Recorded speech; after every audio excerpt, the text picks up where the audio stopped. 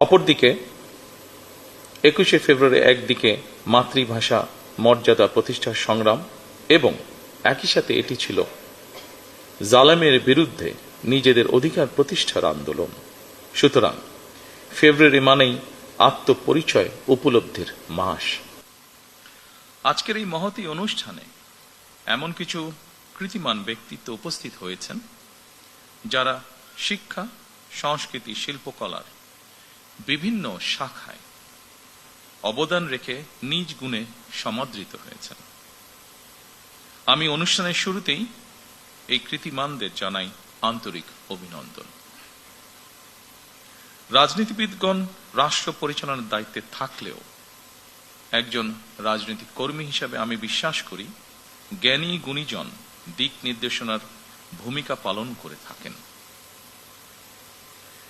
একটি রাষ্ট্র এবং সমাজে কৃতি মানুষদের সংখ্যা যত বেশি বাড়তে থাকবে, সমৃদ্ধি এবং নৈতিকতার মানদণ্ডে সেই সমাজ তত বেশি আলোকিত হতে থাকবে।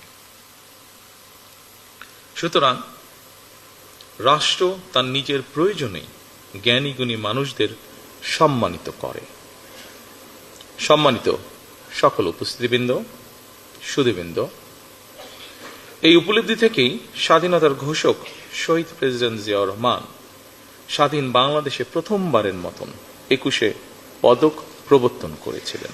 এটি শুধু একটি পদকই নয়, বরং এই পদকের মধ্য দিয়ে 52 ভাষা আন্দোলন থেকে আজ পর্যন্ত বাংলাদেশের ঐতিহাসিক ঘটনাবলীকে স্মরণে আনার পাশাপাশি যেসব বিজ্ঞজন শিক্ষা, সাহিত্য, শিল্পকলা, গবেষণা ও চর্চায় নিজেদেরকে এবং রাষ্ট্র ও সমাজকে সমৃদ্ধ করেছেন, তাদের সঙ্গে আপামর জনসাধারণের পরিচয় ঘটে।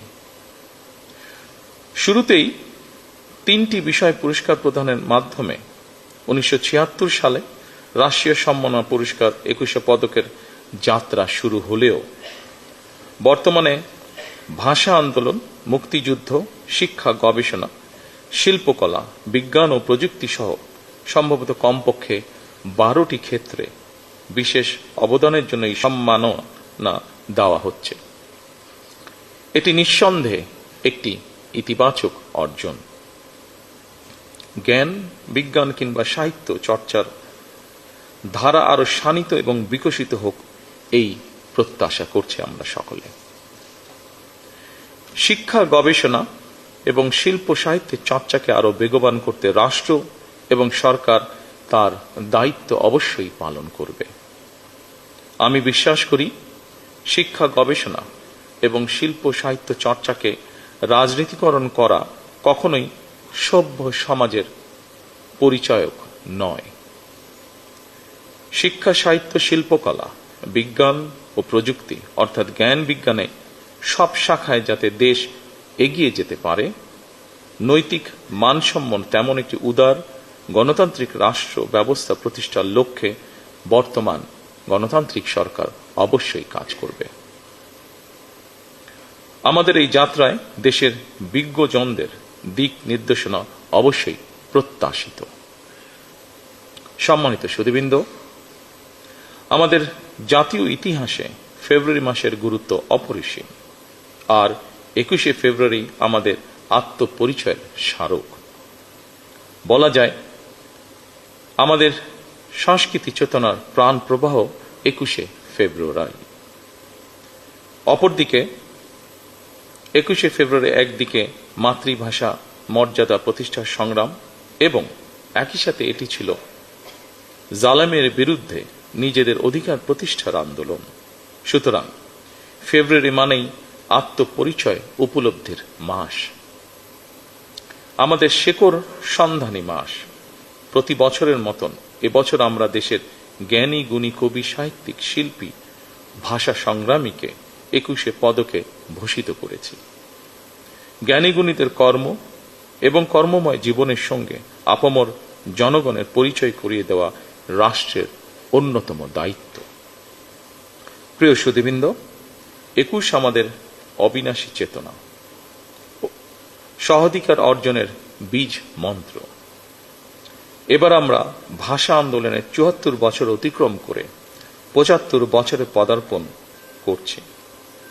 অমর একুশের ভাষা শহীদদের স্মরণে প্রবর্তিত আজকের ২১শে পদক প্রদান অনুষ্ঠানে আমি গভীর শ্রদ্ধার সঙ্গে স্মরণ করছি ভাষা সংগ্রামীদের।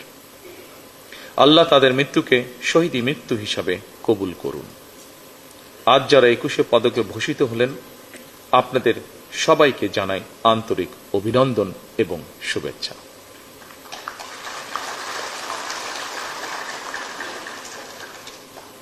আপনাদের